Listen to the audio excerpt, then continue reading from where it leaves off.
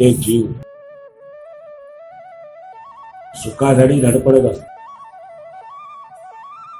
मला कोणतं काम केल्यानंतर सुख मिळेल याचा तो सतत शोध घेत असतो. काय केल्याने मी पूर्ण सुखी होईल याचा रात्रंदिवस विचार करत असतो. परंतु किती धडपड केली तरी काही आपल्याला सुख प्राप्त होत नाही. पण सुख मिळत नाही असंही नाही.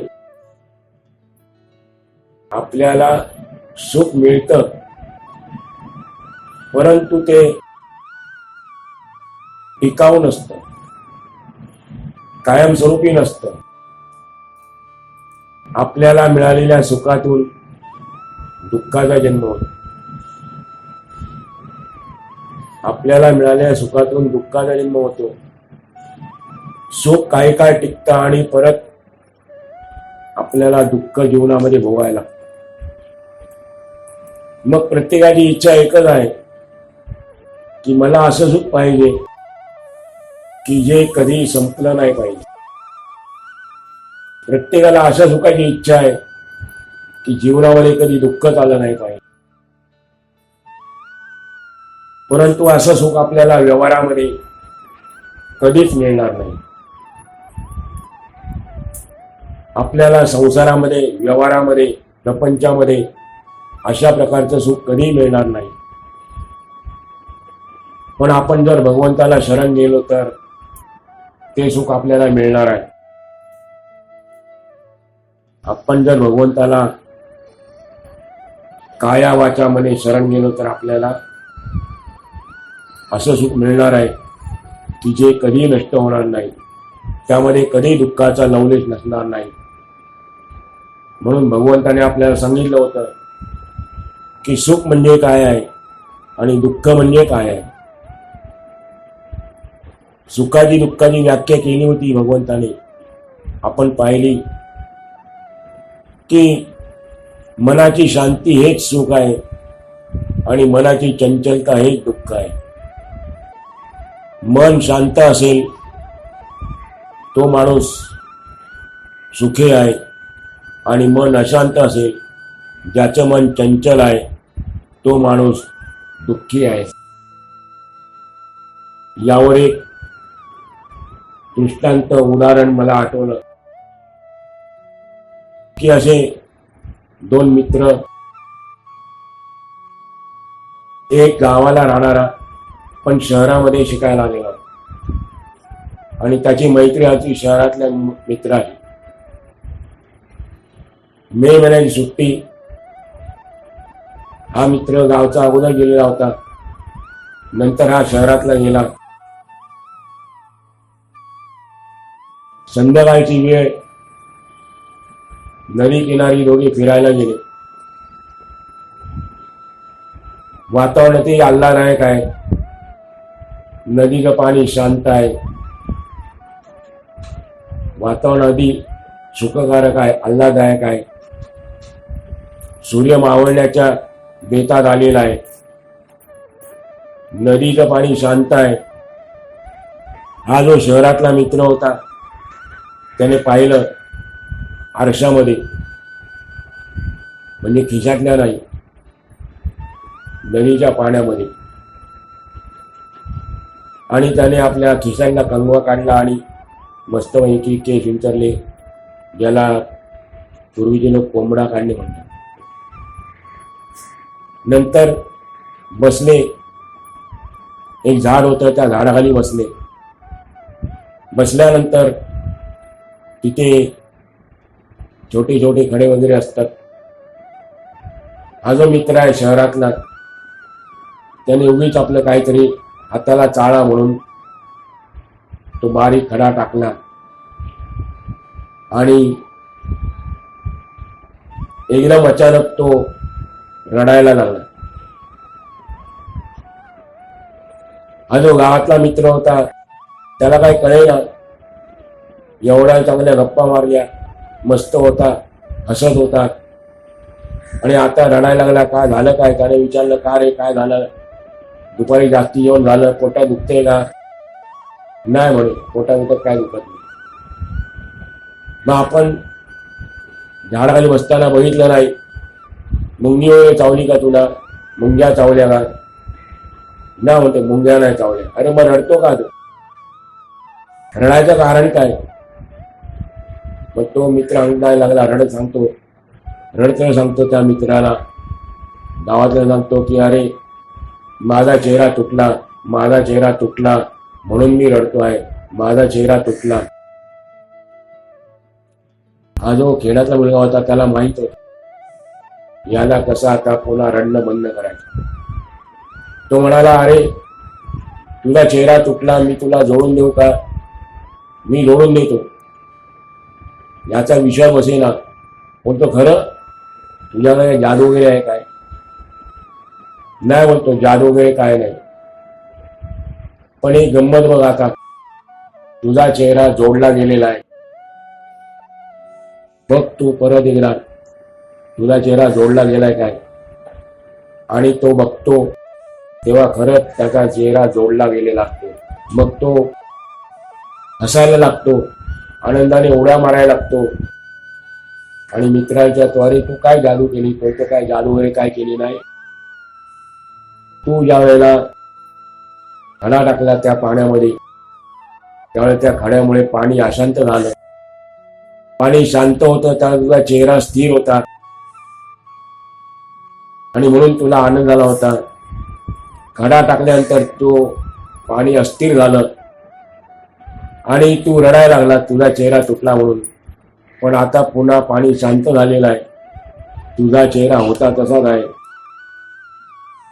त्याच्यातून आपल्याला काय गोष्ट घ्यायची की ज्या वेळेला पाणी शांत होतं त्यावेळेला मित्र आनंदी होतात, आणि ज्यावेळेला पाणी अशांत झालं त्यावेळेला तो मित्र रडायला लागला. हे असंच आहे, आपलं मन देखील जेव्हा शांत असतं त्यावेळेला आपण आनंदी असतो, त्यावेळेला आपण सुखी असतो. आणि मनामध्ये थोडीशी अशांतता निर्माण झाली, मन थोडंसं जरी चंचल झालं तरी ते आपल्या दुःखाला कारणीभूत होतं. आणि म्हणून आपण मनाला जर निग्रह करून ठेवला, मनाला जर ताब्यात ठेवलं, तर आपल्याला असं सुख मिळणार आहे की जे सुख आपल्याला कधी नष्ट होणार नाही, ते सुख आपल्यापासून कधी हिरावलं जाणार नाही, कधी त्याचा नाश होणार नाही. आणि अशा सुखामध्ये जे स्थितप्रज्ञ आहेत, जे स्थिरबुद्धी आहेत, ज्यांनी आपल्या विषयांना ताब्यात ठेवलेला आहे, अशी माणसं नेहमी आपल्या सुखामध्ये, ज्याला आत्मसुख म्हणतात, त्यामध्ये रममाण झालेली असतात. हेच आपल्याला भगवान सांगतात आजच्या श्लोक क्रमांक 68 मधून. आज श्लोक क्रमांक आपला 68वा आहे. आपण त्याचा उच्चार करूया. तस्माद्यस्य महाबाहो, तस्माद्यस्य महाबाहो निगृहीतानि सर्वशः, निगृहीतानि सर्वशः.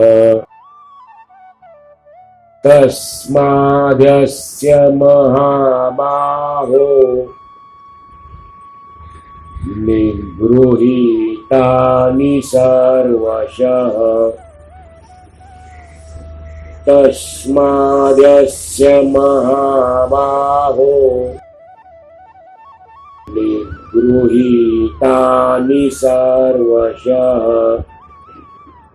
पुढची ओळ. पहिला शब्द मोठा आहे, पण आपण कुठपर्यंत वाचायचा ते लक्षपूर्वक ऐकूया.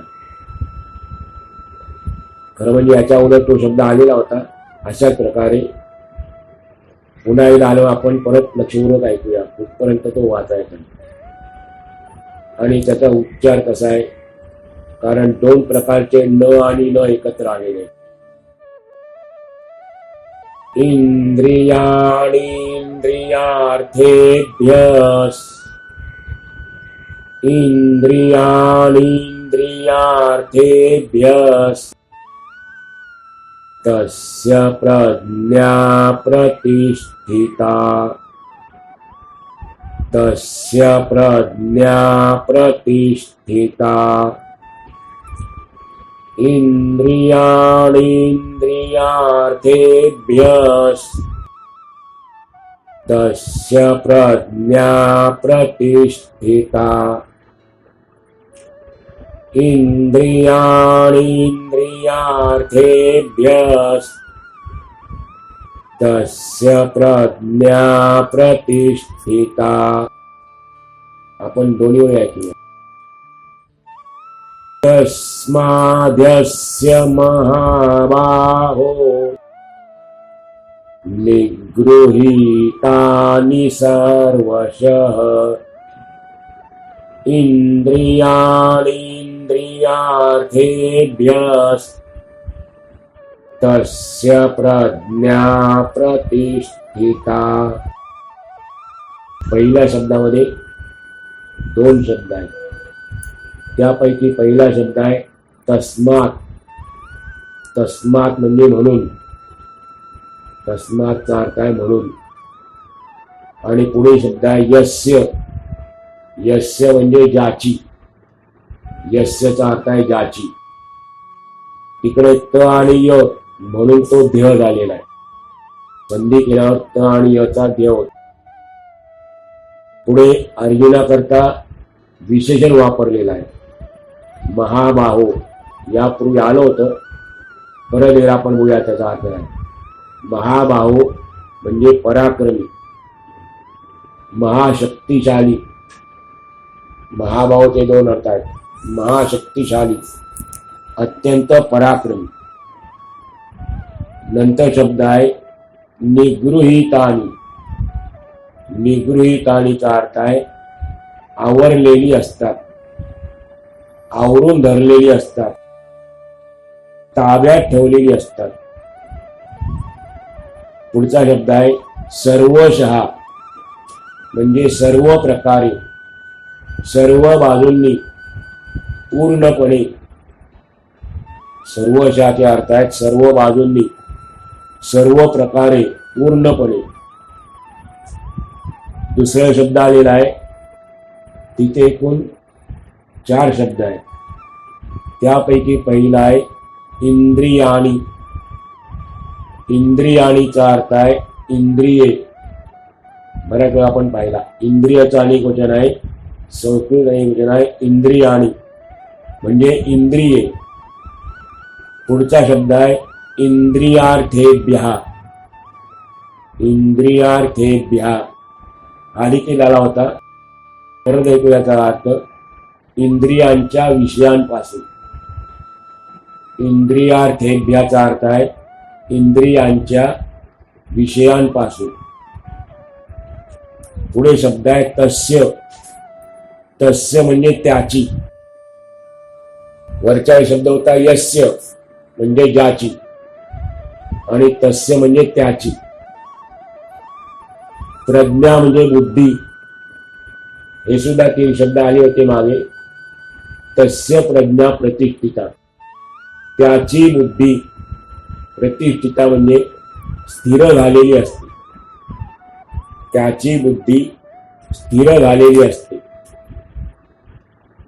भगवान सांगतात अर्जुनाला, हे महाबाहो, हे पराक्रमी अर्जुना, म्हणून ज्याची इंद्रिये सर्व प्रकारे, पूर्णपणे, सर्व बाजूंनी, इंद्रियांच्या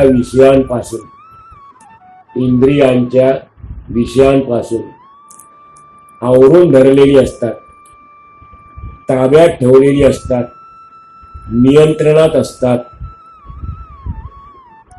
ज्याची इंद्रिये विषयांपासून आवरलेली असतात, आवरून धरलेली असतात, नियंत्रित केलेली असतात, त्याची बुद्धी निश्चितपणे स्थिर झालेली असते. त्याची बुद्धी निश्चितपणे स्थिर झालेली असते. एखाद्या वेळेला मन स्थिर झालं आणि बुद्धी अस्थिर झाली तरी पण आपल्याला आपल्या ध्येयाकडे जाताना अडचण येते. मन स्थिर आहे पण बुद्धी अस्थिर झाली, बुद्धी डळमळी झाली तर मग आपल्याला ध्येयापर्यंत पोचता येत नाही. बऱ्याच वेळेला आपलं मन एखादी गोष्ट स्वीकारते पण बुद्धीमध्ये चंचलता निर्माण होते, बुद्धी अस्थिर होते आणि मग आपलं मन बदलते. ज्या मनाने आपल्या एखाद्या गोष्टीचा स्वीकार केलेला आहे ते बुद्धी अस्थिर झाल्या कारणाने मन आपलं बदलतं. ज्या गोष्टीचा स्वीकार केलेला आहे त्या गोष्टीचा मन त्याग करतं. असा आपल्यालाही व्यवहारामध्ये अनुभव येत असेल. म्हणून ज्याची बुद्धी स्थिर झालेली आहे, तर कोणाची स्थिर झालेली आहे, तर ज्याने इंद्रियांना आवरलेला आहे, विषयांपासून परावृत्त केलेला आहे. हे भगवंताने आपल्याला मागच्या श्लोकांमधून कासवाच्या दृष्टांताने सांगितलं की ते कासव जसं आपल्या इंद्रियांना ताब्यात ठेवतं त्याप्रमाणे आपण देखील आपल्या इंद्रियांना ताब्यात ठेवलं पाहिजे. मग इंद्रिय नियंत्रित कधी होतील, इंद्रिय ताब्यात कधी येतील, जर आपण आपल्या सर्व इंद्रियांना भगवंताच्या सेवेत लावलं, भगवंताच्या सेवेमध्ये आपण इंद्रियांना जखडून ठेवलं, गुंतवून ठेवलं तर ती ताब्यात येतील. भगवंतही म्हणाले होते की तुझी बुद्धी मतपरायण असली पाहिजे. तू मतपर हो, मतपरायण हो. त्यावेळेला आपण चर्चा केली होती की आपल्या सर्व इंद्रियांना डोळे, कान, नाक, हात, पाय कशा रीतीने भगवंताच्या सेवेमध्ये गुंतवायचे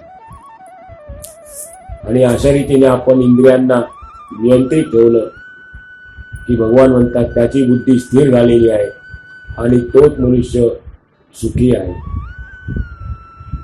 आपण याचा लोकांना पुनरुच्चार करू आणि मग भगवान आपल्याला पुढच्या श्लोकातून या व्यक्तीचं, या स्थिर बुद्धी झालेल्या, स्थितप्रज्ञ असलेल्या महापुरुषाचं एक वेगळं लक्षण सांगणार आहेत. पण तत्पूर्वी आपण हा जो श्लोक शिकला त्याचं उजळणी करूया. तस्माद्यस्य महाबाहो निगृहीतानि सर्वशः इंद्रियाणीन्द्रियार्थेभ्यस्तस्य प्रज्ञा प्रतिष्ठिता. पुढचा श्लोक 69. या निशा सर्वभूतानां, या निशा सर्वभूतानां तस्यां जागर्ति संयमी, तस्यां जागर्ति संयमी. या निशा सर्वभूतानां तस्यां जागर्ति संयमी. पुढची ओळ. यस्यां जागृति भूतानि, यस्यां जागृति भूतानि सा निशा पश्यतो मुनेः, सा निशा पश्यतो मुनेः.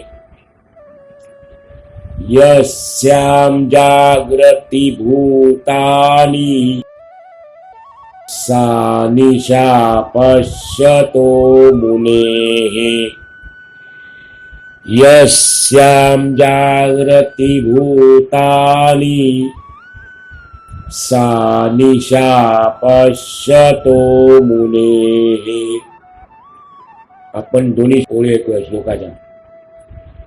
या निशा सर्वभूतानां तस्यां जागर्ति संयमी यस्यां जागृति भूतानि सा निशा पश्यतो मुनेः. पहिला शब्द आहे या म्हणजे जी.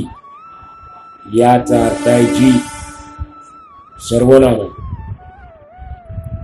जी आलं की ती येतं. ज्या वेळेला जी येतं, जी शब्द येतो त्यावेळेला ती पण येतो. मग तो शब्द पुढच्या वेळेस आलेला आहे सा म्हणजे ती. साचा अर्थ आहे ती. यानंतर शब्द आलेला आहे निशा म्हणजे रात्र. निशाचा अर्थ आहे रात्र, सर्वांना माहीत आहे.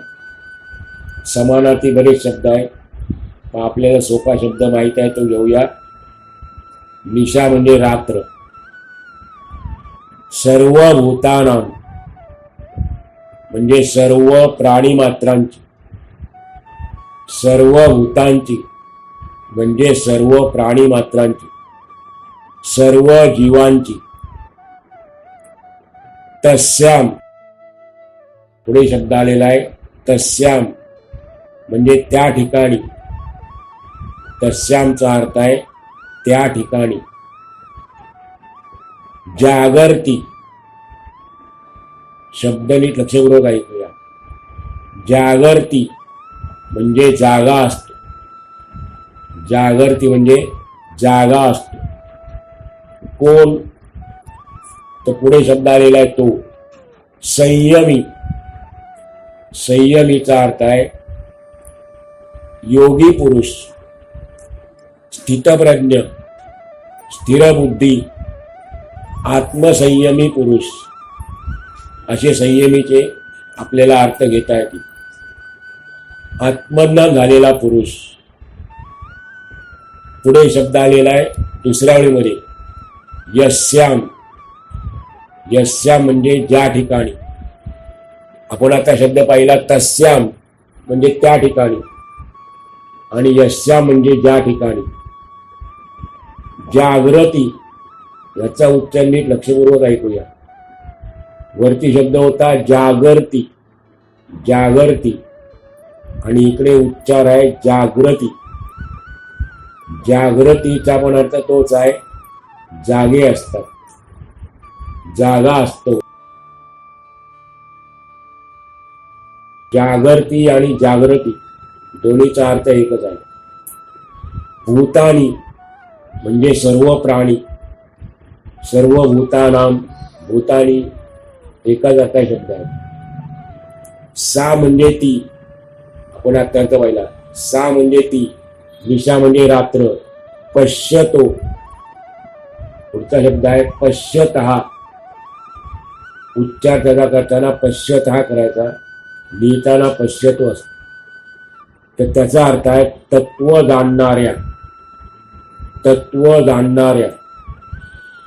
अंतर्दर्शी. अंतर्दर्शी. आणि शेवटचा शब्द आहे मुनेः म्हणजे मुनीची. मुनीची आपण जे व्यवहारात अर्थ येतो ऋषी मुनी वगैरे त्यांच्या बाह्य स्वरूपावरून, बाह्य रूपावरून तो अर्थ नाही घ्यायचा. मग मुनीचा अर्थ काय घ्यायचा? हे सर्व शब्द लागू होतात. संयमी, स्थितप्रज्ञ, स्थिरबुद्धी. त्यांचा अर्थ आहे नवीन शब्द आहे मुनेः म्हणजे मुनींची. तर एक वेगळं लक्षण सांगितलं भगवंताने. काय सांगतात बघूया आपण. भगवंत सांगतात की सर्व भूतमात्रांची, सर्व प्राणी मात्रांची ज्या वेळेला रात्र असते, सर्व प्राणीमात्रांची ज्या वेळेला रात्र असते, जी रात्र असते ती वेळ किंवा त्यावेळी आत्मसंयमी मनुष्य, योगी पुरुष जागा असतो. ज्या वेळेला सर्व प्राणीमात्रांची रात्र असते त्यावेळेला योगी पुरुष जागा असतो. म्हणजे त्याच्याकरता उजाडलेला, त्याच्याकरता सकाळ म्हणूया किंवा पहाट म्हणूया, उजाडलेलं असतं. सोपार्थ काय? ज्या वेळेला प्राणी मात्र झोपेत असतात, ज्या वेळेला सर्व जीव झोपलेले असतात, त्यावेळेला हा योगी पुरुष, आत्मसंयमी पुरुष जागा असतो. आणि याच्या विरुद्ध यस्याम जागृती भूतानी, म्हणजे ज्या वेळेला सर्व प्राणी मात्र, सर्व जीव जागे असतात, ज्या वेळेला सर्व भूत मात्र, सर्व प्राणी मात्र जागे असतात, त्यावेळेला तत्व जाणणाऱ्या अंतर्दर्शी मुनीची रात्र असते. हा झाला त्याचा शब्दशः अर्थ आहे. मग आपली रात्र आणि मुनींची जागण्याची वेळ, आपली जागण्याची वेळ आणि मुनीची रात्र म्हणजे काय? तर भगवंतांनी सांगितलं होतं या अगोदरच की आपण सर्वसामान्य जीव जो आहे हे खरोखर झोपलेले आहे. आपण अज्ञानाच्या रात्रीमध्ये वावरतो आहे, आपण विषयाच्या रात्रीमध्ये वावरतो आहे. आपल्याला आसक्तीची झोप लागलेली आहे आणि त्यामुळे आपल्याला खरं स्वरूप काय आहे ते कळत नाहीये. कारण जेव्हा आपण झोपेमध्ये असतो त्यावेळेला आपल्याला ते सर्व खरंच वाटतं, जे आपण पाहतो ते खरंच वाटतं. आणि ज्यावेळेला आपण जागे होतो त्यावेळेला आपल्याला त्याचा खोटेपणा लक्षात येतो. मग आपल्याला अज्ञानाची झोप लागलेली आहे, आपण विषयाच्या झोपेमध्ये गाढ झोपलेले आहोत, आपल्याला आसक्ती त्याची झोप लागलेली आहे.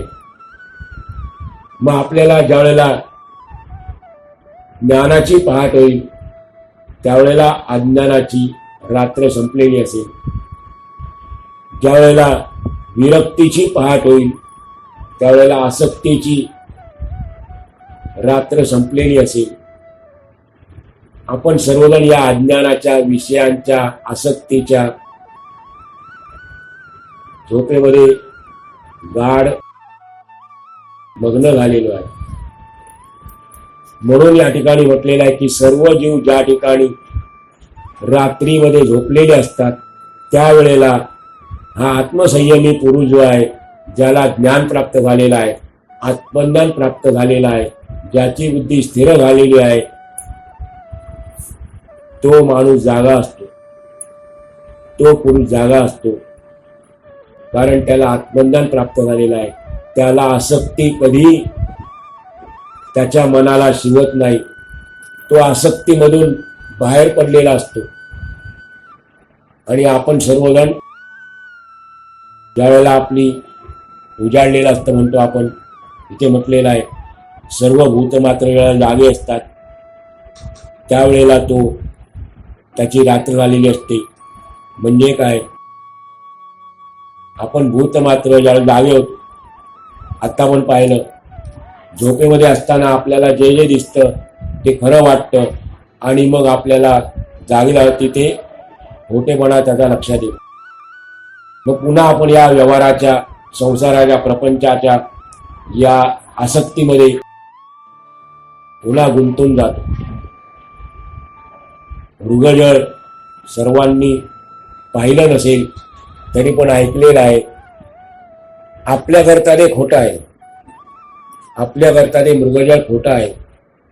दुपारी सूर्य डोक्यावर आलेला असताना भर उन्हाळ्याच्या दिवसामध्ये रस्त्यावरती पाणी आहे असं दिसतं. मग ते हरिण मृग काय करतं, भरपूर तहान लागलेली असते आणि ते पाणी आहे म्हणून तो धावत जातं, पण पाणी पुढे सरकतं, पुढे धावत जातं, पाणी पुढे सरकतं. त्याला कळत नाही की ते खोटं आहे, आपल्याला होणारा भास आहे. ते पाणी म्हणजे आपल्याला होणारा भास आहे हे त्या हरणाला कळत नाही. आणि शेवटी तहान लागलेलं असते, पाणी मिळत नाही, शेवटी त्याचा मृत्यू होतो पाणी न मिळाल्यामुळे. पण आपल्याला मात्र कळतं की नाही, आपल्याला कळतं की ते पाणी काय भास आहे, ते पाणी खरं नाही. कारण सूर्यास्त झाल्यावर ते पाणी नसतं. सूर्योदय उन्हाच्या वेळेला, दुपारच्या वेळेला ते दिसतं आणि संध्याकाळी नसतं. आपल्याला कळतं. ही गोष्ट जे आत्मज्ञानी पुरुष आहेत त्यांना समजलेली असते. ते अशा आसक्तीच्या विषयांच्या जळाच्या मागे धावत नाही. आपण धावतो, आसक्तीमध्ये धावतो, विषयांच्या मागे धावतो, पण त्यांना कळलेलं आहे की त्यामध्ये सुख नाही आहे, म्हणून ते त्यातून मुक्त झालेले असतात आणि हीच त्यांची पहाट असते. आसक्तीच्या ठिकाणी, विषयांच्या ठिकाणी ते झोपलेले आहेत, त्यांनी त्याचा त्याग केलेला आहे आणि आत्मज्ञानाकडे ते रममान झालेले आहेत. व अशा रीतीने ही जी महत्वाची खूण सांगितली भगवंतांनी आपल्याला या श्लोकाच्या माध्यमातून, की आपणही एक दिवस आपल्या जीवनातून आसक्तीचा त्याग केलेला असेल, विषयांच्या जाळ्यातून आपण बाहेर पडलेले असणार. आपली देखील अज्ञानाची रात्र एक दिवस संपलेली असेल. म्हणून आपण प्रार्थना करायची भगवंताची, हे भगवंता असा एक दिवस आम्हाला दाखव की ज्या वेळेला आम्ही देखील त्या स्थितप्रज्ञाप्रमाणे, त्या आत्मजीवी पुरुषाप्रमाणे आमच्या देखील जीवनामध्ये ती आनंदाची पहाट उजाडलेली असेल, आमच्या देखील जीवनामध्ये ती सुखाची पहाट उजाडलेली असेल. मला आठवलं दिवाळीच्या पहाटेबद्दल. त्यावेळेला कसं आपण पहाटे सर्व जागे असतो, आनंदाचा दिवस असतो, दिवाळीच असते. तशी आमच्या जीवनामध्ये हे भगवंता अशी दिवाळीची पहाट सदैव असू दे. आमचे प्रयत्न निश्चित राहतील. आम्ही वाटचाल सुरू केलेली आहे, तर एक दिवस आमच्या जीवनामध्ये असा येऊ दे, ही सर्व रात्र जी आहे खोटी वाटणारी, मायेने व्याप्त झालेली, आपण बोलतो देखील भगवंताची माया, मायेमुळे आपल्याला सर्व खरं वाटत आहे पण ते खोटं आहे. ही माया बाजूला कर आणि आम्हाला तुझ्या चरणी लीन कर, अशी प्रार्थना करूया. आणि आज जो आपण हा श्लोक शिकला याची उजळणी करूया. या निशा सर्वभूतानां तस्यां जागर्ति संयमी, यस्यां जागृति भूतानि सा निशा पश्यतो मुने. आजच्या दोन्ही श्लोकाची पुनरुच्चार करू. तस्माद्यस्य महाबाहो निगृहीतानि सर्वशः इन्द्रियाणीन्द्रियार्थेभ्यस्तस्य प्रज्ञा प्रतिष्ठिता. या निशा सर्वभूतानां तस्यां जागर्ति संयमी, यस्यां जागृति भूतानि सा निशा पश्यतो मुनेः.